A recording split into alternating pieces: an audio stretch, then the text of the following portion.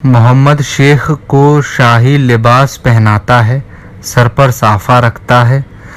दोनों आमने सामने खड़े होते हैं। लिबास के लिहाज से दोनों एक जैसे लगते हैं।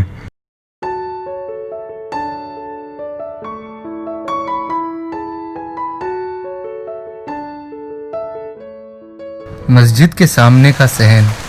मोहम्मद और शेख ऊंचे चबूतरे पर गद्दियों के सहारे बैठे हैं। दोनों शक्लो सूरत से एक जैसे हैं। किनारे पर 2-3 सिपाही हथियारों से लैस खड़े हैं। मोहम्मद: अभी तक कोई नहीं आया। शेख: हमसे ज़्यादा आप बेसब्र होते हैं सुल्तान। कोई नहीं आया तो आपको खुश होना चाहिए। मोहम्मद: नहीं शेख, ऐसी बात होती तो अपनी तारीफ से मुनादी ना करवाते। हम कोई वली नहीं है कि आपके दिल की बातें जान पाएं। हम ये जानने के लिए बेकरार हैं कि हमारे मुताल्लिक आपके क्या ख्यालात हैं।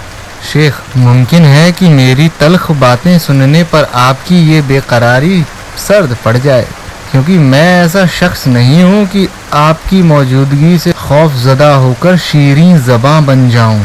मोहम्मद: हमें मालूम है शेख, आपकी साफ गोई की शोहरत पहले ही दिल्ली पहुँच चुकी है। ताली बजाकर सिपाही को बुला लेता है। वज़ीर साहब को हमारा हुक्म दो कि वो अपने तमाम मुसाहिबों के साथ यहाँ अभी हाजिर हों और शहर के सारे अमीर उमरा भी यहाँ फ़ौरन मौजूद हों। शेख: नहीं सुल्तान, हम इस हुक्म की मुखालिफत करते हैं। हुक्म के ज़ोर से हाजिर होने वाले तमाशाई हमें नहीं चाहिए। मोहम्मद: तो कब तक इंतज़ार किया जाए? हमें चाहिए था कि आज दरबार में ही सबको यहाँ हाजिर होने का हुक्म दे देते, तब ऐसी सूरत पेश नहीं आती। ऐसी बदतमीज़ी क्यों? एक भी बंदा इस जलसे में शरीक नहीं हुआ। शेख हंसता है कहते हैं कि हमारी शक्लो सबाहत आपसे मिलती है, मगर मिजाज और फितरत में किस कदर फ़र्क है। अगर आपके हुक्म से ग़ुलाम ही आपके जलसे में आने वाले हों तो मेरा यहाँ तक आने का मकसद ही ख़त्म हो जाएगा। मुझे ऐसे आवाम चाहिए जिनमें क़ुव्वते फ़ैसला हो, जो आपकी हुकूमत का तख्ता ही उलट दें। मोहम्मद सिपाही को वापस जाने का इशारा करता है। मोहम्मद: मुमकिन है कि हमने कभी नासमझी की हो, लेकिन हमारा दावा है कि हमने अपना फ़र्ज़ अदा करने में लापरवाही कभी नहीं बरती। शेख: इतना घमंड आपको ज़ेब नहीं देता सुल्तान। कुरान शरीफ में बताए हुए कायदों को आपने तोड़ा है। अगर आप कुरान शरीफ की पाक आयतों के मायने नहीं जानते तो इमामों, सैयदों और आलिमों से दरियाफ्त करना चाहिए था और उनकी बातों की ताज़ीम करनी चाहिए थी।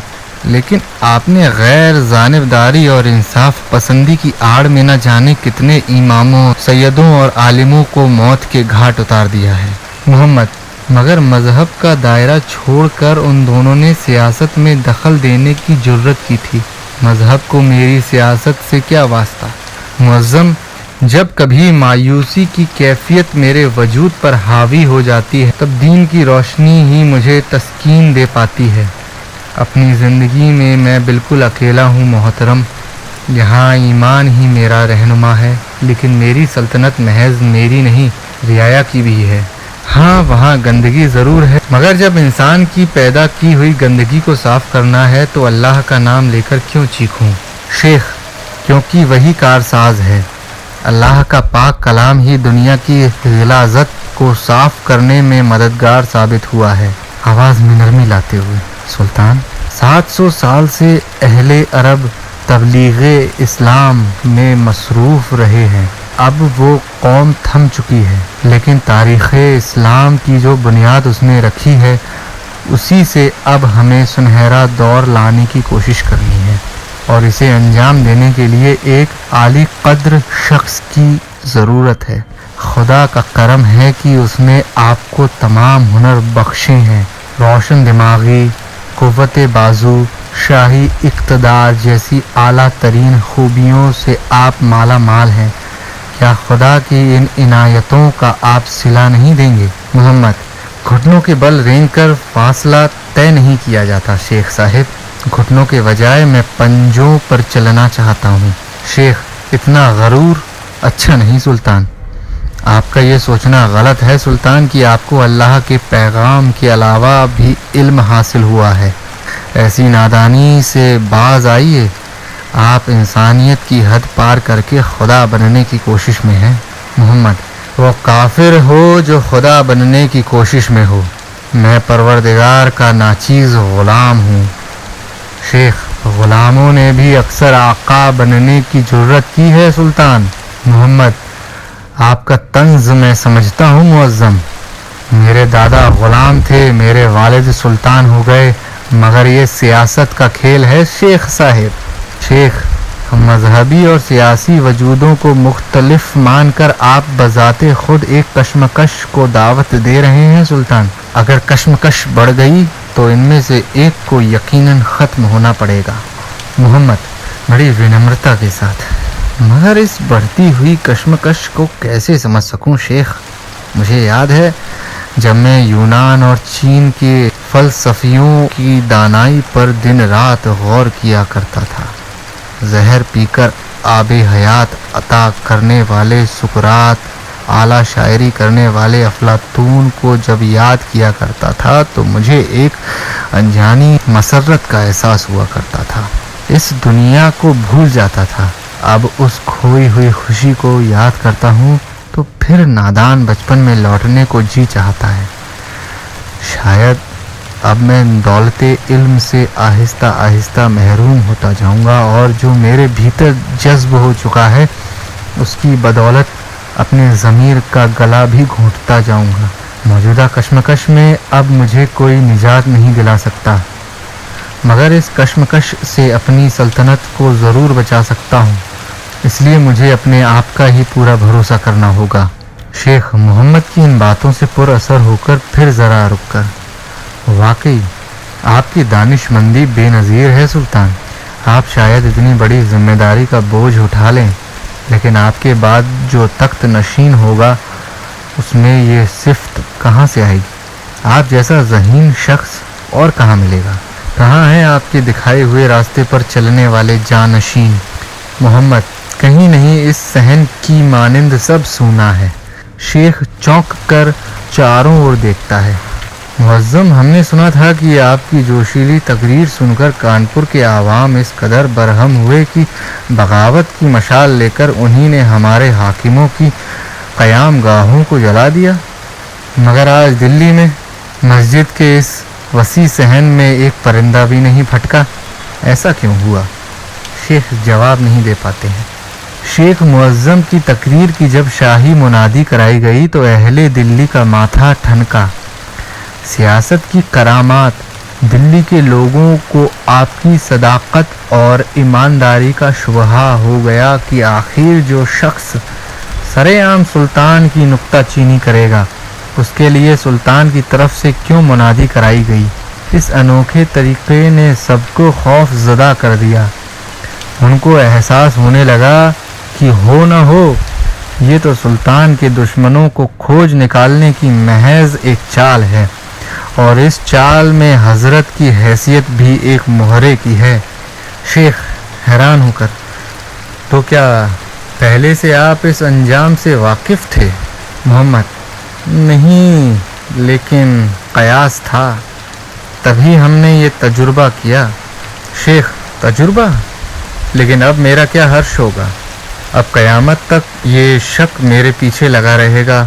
بھولے بھالے عوام جو اب تک مجھے عقیدت مندی سے دیکھتے تھے اب مجھے آپ کا کٹھ پتلا سمجھیں گے۔ کیا آپ کو اس بات کا علم نہیں تھا کہ آپ میری زندگی، میری حیثیت کو اس طرح تباہ کرنے جا رہے ہیں؟ محمد: مجھے علم تھا، لیکن آپ کو بھی آج ایک نیا تجربہ ہوا نا۔ دین و ایمان کی خاطر جو شخص آپ کی زندگی وقف کر چکا ہو، محض اس پر حادثے سے اس کی صورتحال اس قدر بگڑ جائے تو اسے کیا کہا جائے؟ اب آپ جان گئے ہوں گے عام و خاص کی مذہبی عقیدت کی جڑیں کس قدر کمزور ہیں۔ عوام کا بھولا پن فطرتی طور پر شبہ اور وہم سے وابستہ ہوتا ہے۔ محترم، پچھلے سلطانوں نے عوام کو کچلے جانے والے کیڑے اور احمق ہی تسلیم کیا تھا۔ मैं इस रविश को बुनियादी तौर पर बदलना चाहता हूँ हजरत। 2 लम्हे के लिए सन्नाटा छाया रहता है। शेख, आपका तजुर्बा कामयाब रहा सुल्तान, खूब सबक दिया मुझे आपने। अब इसी सबक को अमली सूरत देने की कोशिश करूँगा। खुदा हाफिज। चलते हैं। मोहम्मद, कहाँ जा रहे हैं शेख इमामुद्दीन? शेख, आपकी हुकूमत की बद इंतज़ामी को दूर करने के इरादे से मैंने मौजूदा राह अमल को इख्तियार किया था, लेकिन आज मैं बिल्कुल नाकारा साबित हुआ। मोहम्मद, नहीं शेख, फ़िलहाल आप ही हमारे लिए एक कार आमद शख्स हैं। शेख, मजाक बड़ा तकलीफ़ देह है सुल्तान, आप हमें इजाज़त दें। मोहम्मद, शेख मोहतरम, अवध के अमीर आइन उल मुल्क ने दिल्ली पर चढ़ाई करने का फैसला किया है। शेख, लेकिन मुझे ये बताने से क्या हासिल होगा सुल्तान? आपने तो बागी दक्षिण का गरूर तोड़ा है, आपके लिए ये कोई मुश्किल नहीं, और मेरी क्या बिसात। मोहम्मद, अपनी अजीम तरीन रियाया की भलाई की खातिर हम अमन चाहते हैं, इसलिए हम सुलह चाहते हैं, लेकिन उल मुल्क को हमारे इरादों पर कैसे यकीन होगा?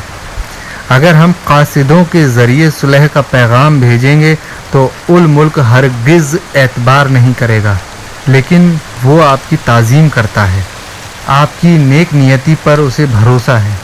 इसलिए मैं आपसे इल्तिजा करता हूँ कि आप हमारे पैगाम रसां की हैसियत से सुलह के नेक काम को अंजाम दें, और अपनी खातिर नहीं, उन बेकसूर मुसलमानों की खातिर जो बिला वजह मुसलमानों के हाथों मारे जाएंगे। ये जिम्मेदारी मैं आपके सुपुर्द करता हूँ। शेख, मैं यकीन करूँगा कि इसके पीछे कोई सियासी चाल नहीं है। मोहम्मद, यकीनन नहीं है शेख साहब। शेख, फिर 2 लम्हे रुक कर तो हमें कोई एतराज़ नहीं। मोहम्मद, वाकई आप पैगाम रसां की हैसियत से आइन उल मुल्क के पास जाने को राज़ी हैं, इसे हम आपका कौल तस्लीम करें? शेख, हाँ। मोहम्मद, ताली बजाकर सिपाही को बुलाता है, जाओ वज़ीर साहब के यहाँ से एलचियों के लायक शाही लिबास लेकर आओ। खादिम बाअदब चला जाता है। शेख, शाही लिबास पहले से ही तैयार रखा हुआ था। मोहम्मद, मुझे यकीन था कि हालत की संगीनी देखकर आप इस जिम्मेदारी से इनकार नहीं करेंगे। शेख हंसकर आपकी हिकमत अमली हर तरह से काबिल तारीफ़ है सुल्तान, लेकिन आप अपने तजुर्बे के अंजाम से बेखबर लगते हैं। अगर आइन उल मुल्क भी मुझे आपका एक मोहरा तस्लीम करे तो? मोहम्मद, वो अहले दिल्ली की मानिंद अहमक नहीं है, मेरी फितरत और तबीयत से वो अच्छी तरह वाकिफ़ है। आखिर हम दोनों जिगरी दोस्त हैं। इसके अलावा आज के इस हादसे की खबर अभी उस तक पहुंच भी नहीं सकती। हमारे यहाँ से कुछ ही दूर में कूच करना है। उल मुल्क अपनी फ़ौज लेकर पहले ही रवाना हो चुका है, हमें कन्नौज के करीब उसका मुकाबला करना है। खादिम शाही लिबास लिए दाखिल होता है। मोहम्मद चोगा हाथ में लिए शेख की तरफ बढ़ता है। शेख, जब आपको जंग करना ही नहीं है तो मुकाबले की जगह की पाबंदी के माने? मोहम्मद, ये सच है कि हम खून खराबा नहीं चाहते, मगर कहीं उल मुल्क की ललचाई हुई नज़र दिल्ली के शाही तख्त पर जमी हो तो हमें आगे बढ़कर उसका मुकाबला करना ही है। हम सुल्तान हैं शेख मुअज़्ज़म, अपनी सल्तनत और रियाया की सलामती हमारी जिम्मेदारी है। शेख प्रभावित होकर, सुल्तान, इतनी देर के बाद मैं समझ पा रहा हूँ आप में इस कदर खुद एतमादी क्यों है। मोहम्मद, अब आप शाही लिबास पहनने के लिए रजामंद हैं? शेख, ये खातिरदारी, ये इज़्ज़त, लेकिन किस कदर अजीब हालत में। मोहम्मद शेख को शाही लिबास पहनाता है, सर पर साफ़ा रखता है, दोनों आमने सामने खड़े होते हैं। लिबास के लिहाज से दोनों एक जैसे लगते हैं। सुल्तान, मुझे अभी तक यकीन नहीं आ रहा कि इसके पीछे कोई सियासी चाल नहीं है। ढिंढोरची, सुनो ऐ दिल्ली शहर के बाशिंदों, सुनो शाहे शाहान का फरमान सुनो। रहम दिल सुल्तान की मेहरबानी के मोहताज अवध के हाकिम आइन उल मुल्क के खिलाफे उम्मीद दिल्ली पर चढ़ाई करने का मंसूबा बनाया है। आइन उल मुल्क से मिलने के वास्ते अमन पसंद सुल्तान बजाते खुद कन्नौज की तरफ रवाना हो गए हैं। सुल्तान बागी आइन उल मुल्क को ये जता देना चाहते हैं कि इस किस्म की बगावत महज अहमकाना हरकत है और ये कामयाब नहीं होगी। सुल्तान मुल्क के अमनो अमान में खलल नहीं पड़ने देंगे। इस नेक मकसद के लिए खुदा तर्स सुल्तान की इमदाद के इरादे से बंगाल के काबिल ताज़ीम शेख इमामुद्दीन भी शाह के हमसफ़र हैं। जब तक सुल्तान दारुल सल्तनत दिल्ली से बाहर रहेंगे तब तक के लिए उनकी जगह संपन्न शहर के दिलेर शहाबुद्दीन नायब सुल्तान की हैसियत से हुकूमत की कार्रवाई को अंजाम देंगे। इस दरमियान दिल्ली में आवाम से ये उम्मीद की जाती है कि नायब सुल्तान के हुक्मों की तामील करें। आगे फरमान ये है कि सुल्तान की फतह याबी के लिए मुसलसल इबादत जारी रहे। सुनो सुनो सुनो।